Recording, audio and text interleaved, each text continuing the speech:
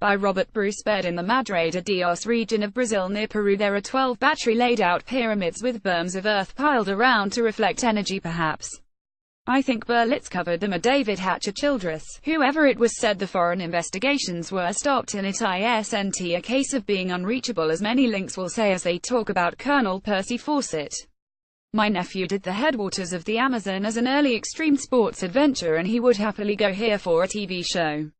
Could they have added energy to the Earth energy grid for the benefit of all in megalithic power eras? http www.rickrichards.comacac_2.htm. Please read a lot of the comments as well as the article. Note especially how the government destroyed evidence that still will put an end to nationalist land grabs, I hope, and manifest destiny garbage. http freethoughtnation.com. Here is an interesting numerological insight that ties in with the universal harmonic.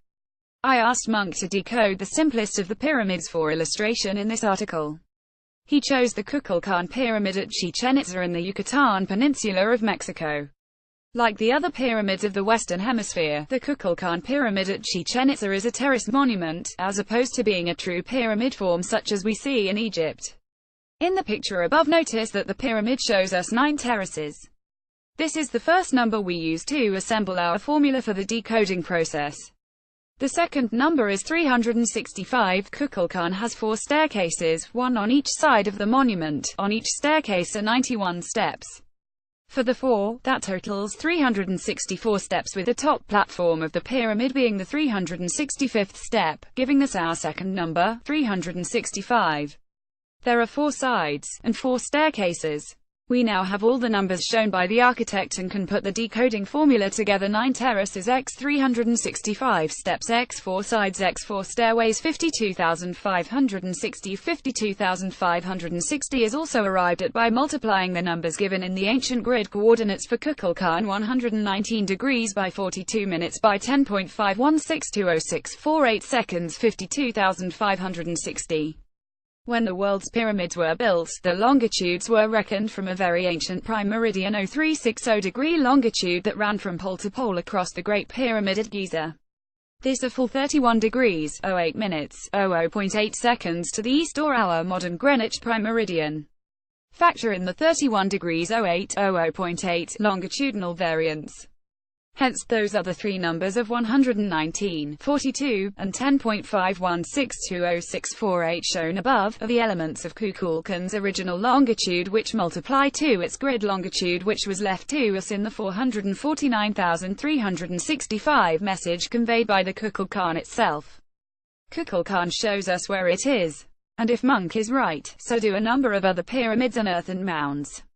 So far, HES decoded 270 earth mounds and pyramids, some of which require factoring in multiples of pi and numerical constants. http www.freenergyinfo.co.uk davidson.pdf. Further thought from the above treatise dovetails with much of what I have written here about mind control.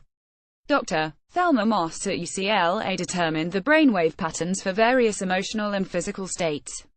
These patterns, recorded on a chart recorder in 2 dimensions, can be projected into a subject to produce a desired effect. The projected pattern is again 3-dimensional and thus a structured shape. Dr. Michael Persinger has found that thoughts occur in the brain as 3-dimensional forms, which are reduced by instrumentation to 2-dimensional patterns.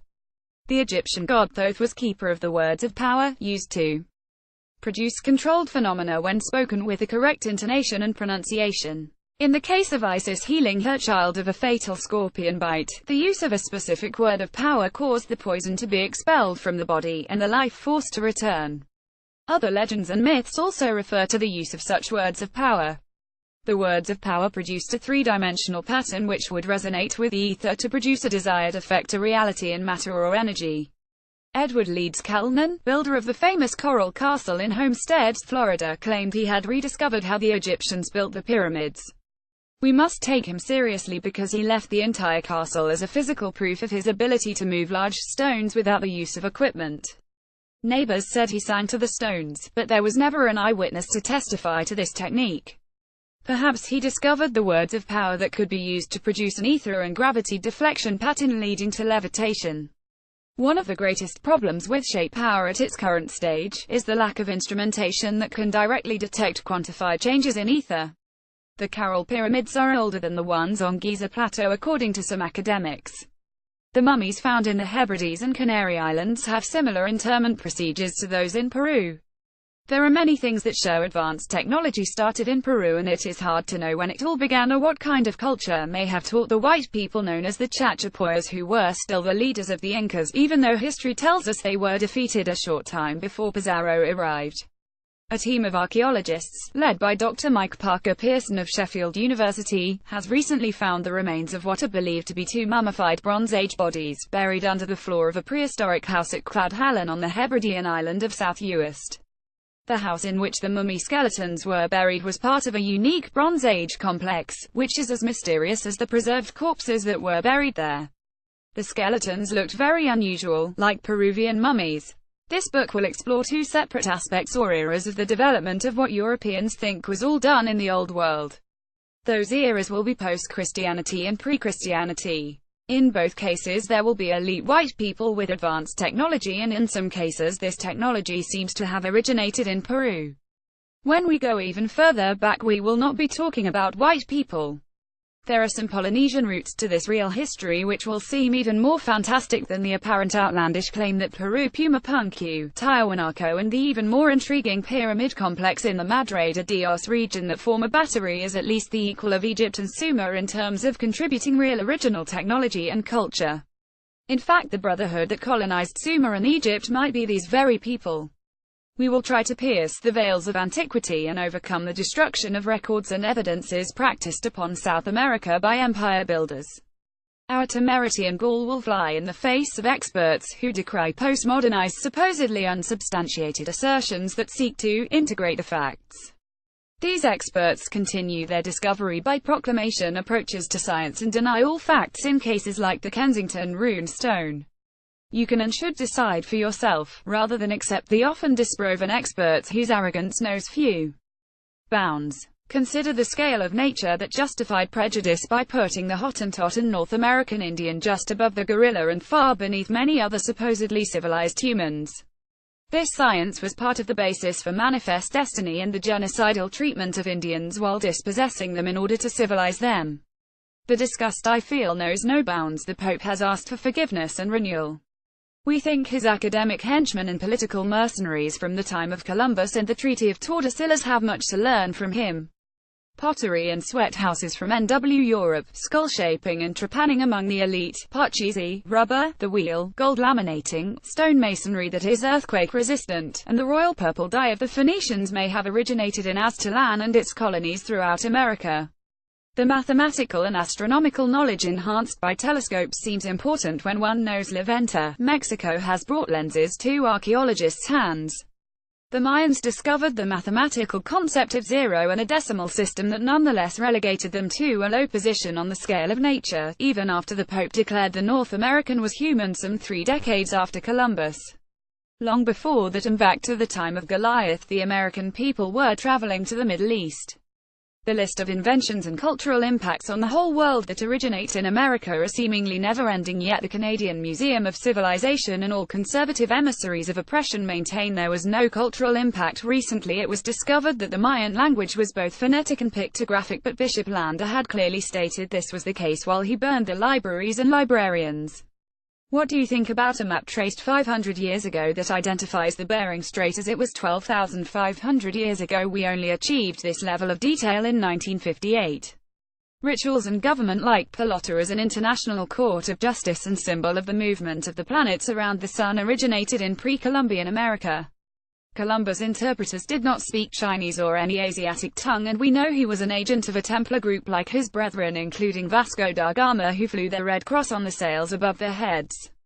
We are nearly certain he had maps showing the way to North America, and even the Britannica ridicules the Queen Isabella story about the funding of his expedition. I am sorry for the perpetual run-on sentences when I list a few of the achievements of these courageous people we have relegated to the dung heap of history and heresy. Aristotle referred to happiness as the most we can achieve. It is easy to be happy without all the things we obsess over. The balance of our constituent selves and the possibility of participation in creating a whole or in conjunction with that whole is going to be hard to beat for enlightenment. But most people over the last little blip of human existence have bought into systems that deny the whole or any sense of oneness.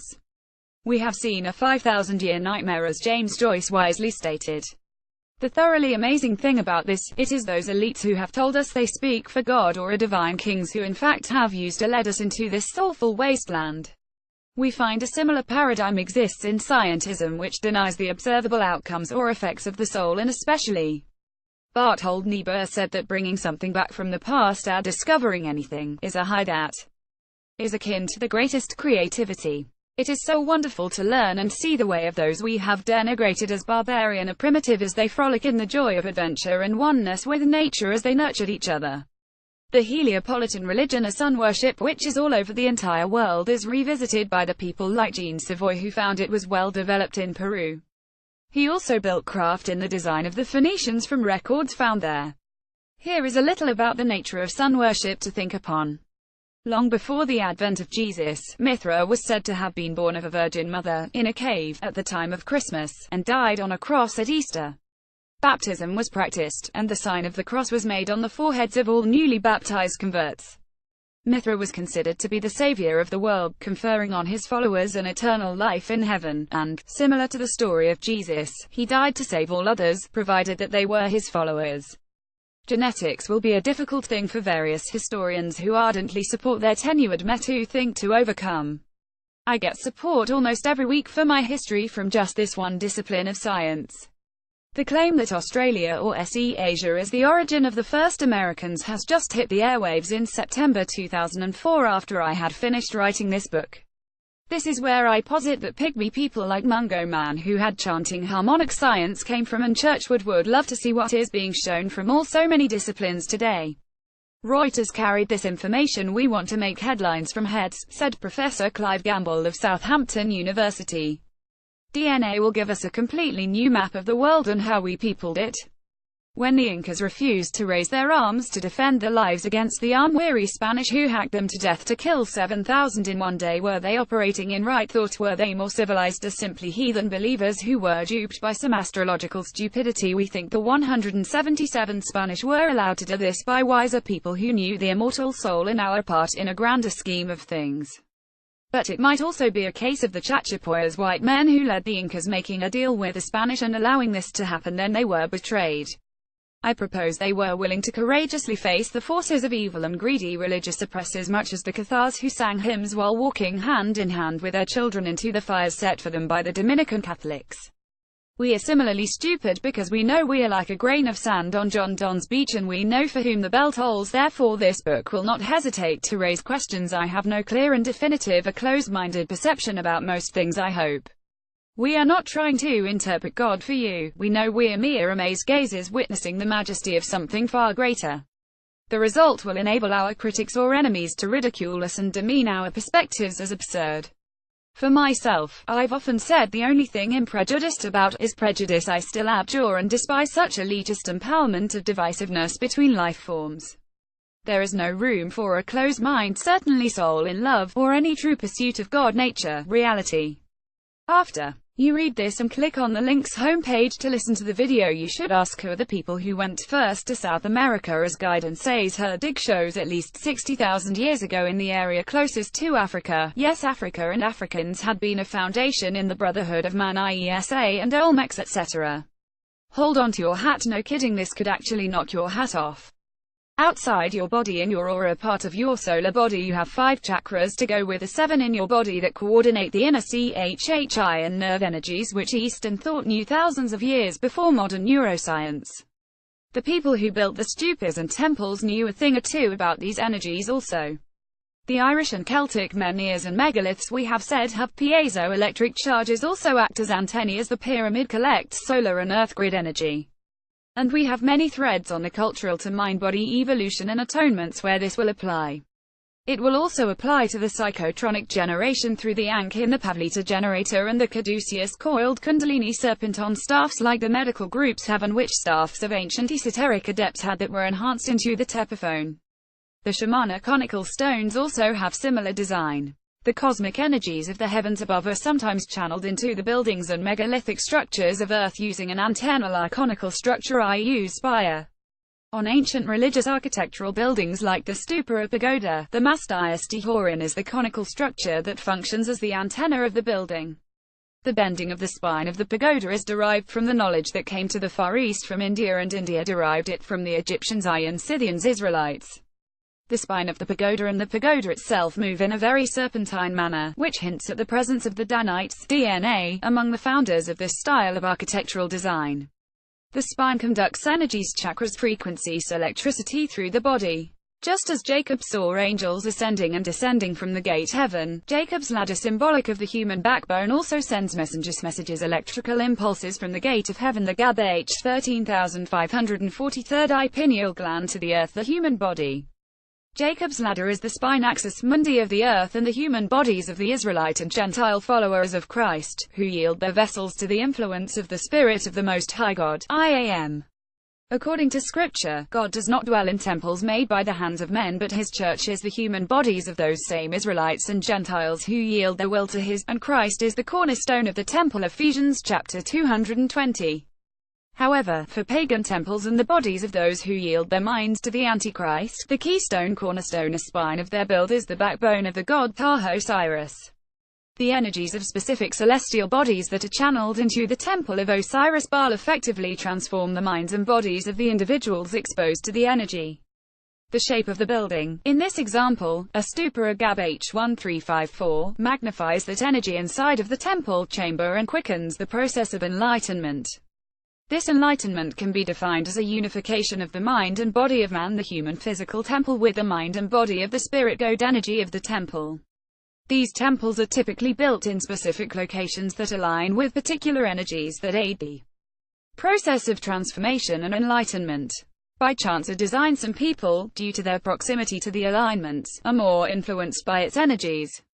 Perhaps in the distant past this was planned for spiritual leaders, like druidic priests. Key occurrences of their lives such as conception, birth and spiritual initiation occurred at strategic locations along the alignments, such as apiary, during times of peak energy activity. For them, their body's cells are exposed to a maximum level of energy. The very liquid crystal structure of billions of cells within their bodies resonates with the energy emanating from the fault lines. The lava of water of purification refers to the waters of Bina, the female power reflected in the waters of creation. P. 61 GD Second Knowledge Lecture in the Practicus Ritual, the symbolism of the stolists. The cup of water is discussed. The cup of the stolists partakes in part of the symbolism of the lava of Moses and the Sea of Solomon. On the Tree of Life, it embraces 9 of the Sephiroth, exclusive of Kether. Yesod and Malkuth form the triangle below, the former the apex, the latter the base. Like caduceus, it further represents the 3 elements of water, air and fire. The crescent is the water which is above the firmament, and the triangle the consuming fire below, which is opposed to the celestial fire symbolized by the upper part of the caduceus. The conical crown channels the energy frequency of Nimrod, Osiris, Baal, Buddha, and the wearer becomes the embodiment temple of the god. The knowledge of how to resonate with a god energy was God's secret, and perhaps adds another aspect to the idea of divine right of rulership. In the Hindu-Buddhist practice of Vastu Shastra, it is believed that the temple not only is symbolic of the house of the deity on earth, but it is the actual deity itself. The human body is a temple, so adorning it in certain regalia will change the shape perception of the antenna and temple body. This will allow the body to channel a particular energy frequency, through oscillation, transforming the human bod temple into the deity. This is one way that god kings ruled by divine right, a divine right, for uncertain people possessed the divine knowledge mysteries of metaphysics and occult rites. http sarianazeresearch.wordpress.com 20150423 Jacob's ladder on the antenna of the temple, so you can see form has its place in the memes and icons of all things. The pharaoh's hat, the witch's hat and your dunce cap all focus energy to your third eye. A pineal gland, we have said, was also in the caduceus and looks like a pine cone.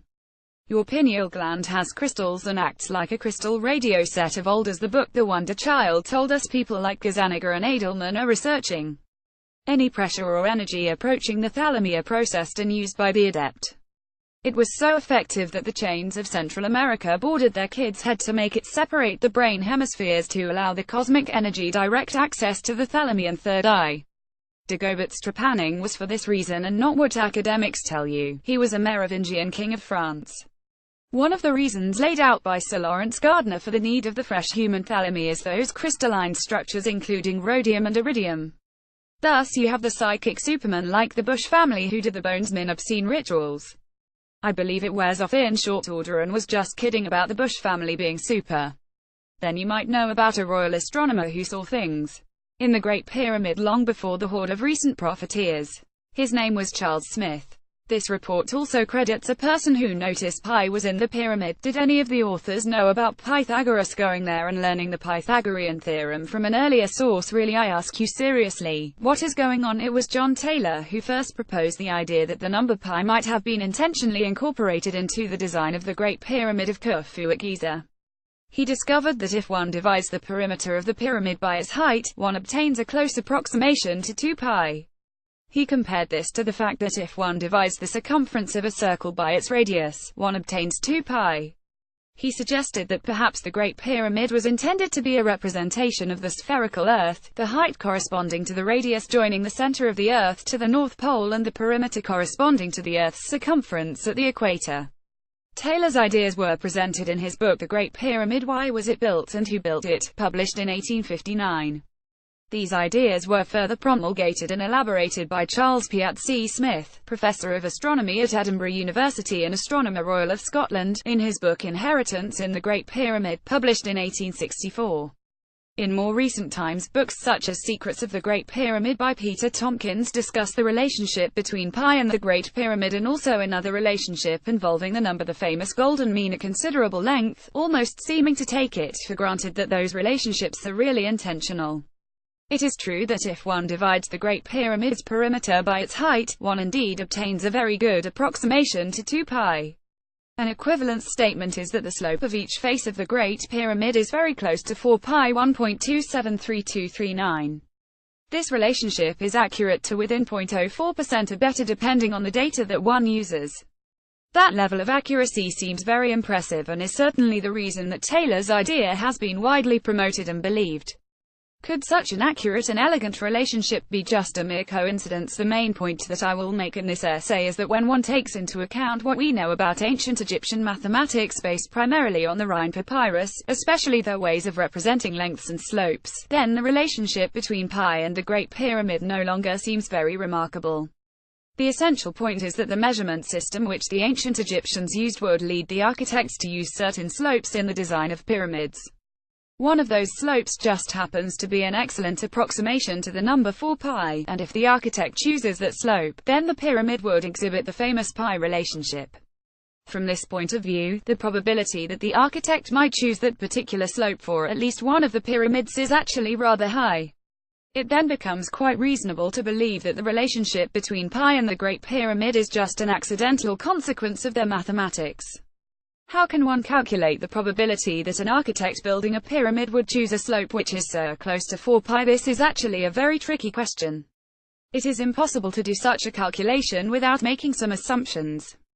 The answer will depend crucially on those assumptions.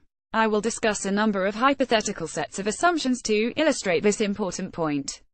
Suppose that an architect is designing a pyramidal structure and has decided that the base should be a perfect square and that the apex should be directly above the center of the square base. This would mean that the pyramid would be very symmetrical. All of the faces would be isosceles triangles and slanted at the same angle. The architect would then have to choose that angle. For this discussion, I will assume that the builders will be able to carry out the architect's design with perfect precision. The architect would have to somehow specify his choice of angle to those builders. One could imagine many different ways in which this could be done, but I will consider 5 illustrative examples. 1. For example, let's assume that the architect decides to choose an angle between 43.0 and 55.0. The Egyptian pyramids built during the 4th dynasty and still standing have the angles of their faces in that range. Let's also assume that the architect will specify the angle with the familiar notation AOBC, where B and C are integers in the range 0 to 59, and that it is equally likely for the architect to pick any of the angles so represented. The architect would then have more than 43,000 possible choices for the angle. To achieve a slope of 4 pi with an accuracy of at least 0.04%, the angle would have to be chosen in the range 5105,034 to 5105,154, a total of only 81 possibilities. Under all of the above assumptions, the probability that the architect will choose one of those angles is about 1530. That is, the odds that the face of the pyramid would turn out to have a slope of 4 pi with at least an accuracy of 0.04% are 530 to 1. 2. Let's assume instead that the architect decides to make it easier for the builders by choosing an angle in the above range, but with BO and CO.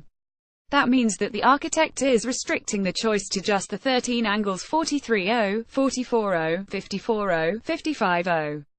Assume again that any one of these choices is equally likely. It would then be impossible for the architect to achieve a slope of 4 pi to within 0.04%. The probability is 0. The closest that the slope could come to 4 pi would occur if the architect chooses an angle of 52O. Then the slope would be tan 5201.279941, which is approximately 4 pi, but the error is more than 0.5%. 3. Now let's assume instead that the architect decides to specify the angle by its slope. Since tan 43.0.932515 and tan 5501.428148, I will assume that the architect decides to choose the slope between 0.932515 and 1.428148 and that any number in that range is equally likely to be chosen. The probability that the architect would choose a slope which is close to 4 pi with an accuracy of at least 0.04% now turns out to be about 1490. 4. Let's again vary the assumption by imagining that the architect would perhaps more realistically represent the slope by a number with just 2 decimal places. That is, the slope will be a fraction with a denominator dividing 100. Thus the slope could be any of the following numbers: 0.94, 0.95, 0.96, 1.41, or 1.42, allowing 49 possibilities for the architect to choose from. The closest that the architect could come to a slope of 4 pi 1.273239 is by choosing the slope to be 1.27. That would be an approximation to 4 pi which is only accurate to about 0.25%. It would again be impossible for the architect to achieve a slope of 4 pi to within 0.04%. That is, the probability for that to happen would be 0 under the above assumption. 5. The final example is a variation on the preceding example. Let's assume that the architect decides to specify the angle by the inverse of its slope and also decides to represent that inverse slope by a fraction with a denominator which divides 28. Let's continue to assume that the architect wants the angle to be between 43O and 55O.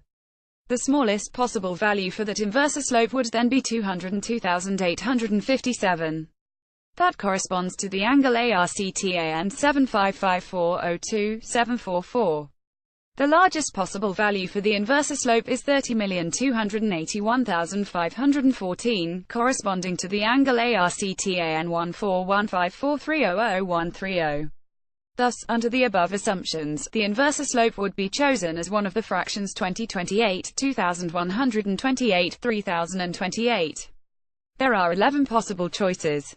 Let's assume that the architect is equally likely to choose any of these possibilities.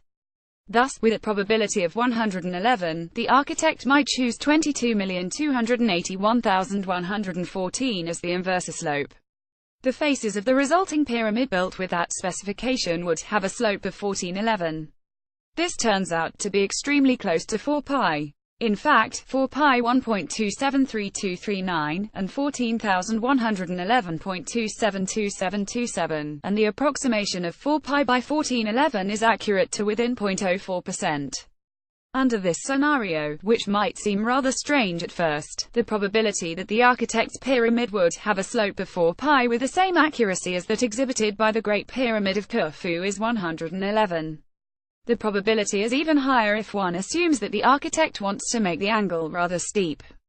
That would correspond to choosing a smaller value for the inverse slope and therefore make 2228 a more likely choice. The scenario in the last example may actually be fairly close to the truth. It is strikingly supported by the measurements of a number of the pyramids built during the 4th dynasty. Also, it is strongly suggested by what we know about Egyptian mathematics from the Rind papyrus, specifically, the fact that they used a system of measuring lengths in terms of cubits, palms, and fingers. A cubit is equal to 7 palms and a palm is equal to 4 fingers. Thus 1 cubit is equal to 28 fingers, and that is where denominators dividing 28 would come from. I will discuss this in more detail later, after reviewing the measurements of the pyramids from the 4th dynasty. https://www.math.washington.edu/greenberpipir.html Copyright 2017 by R.B. Baird.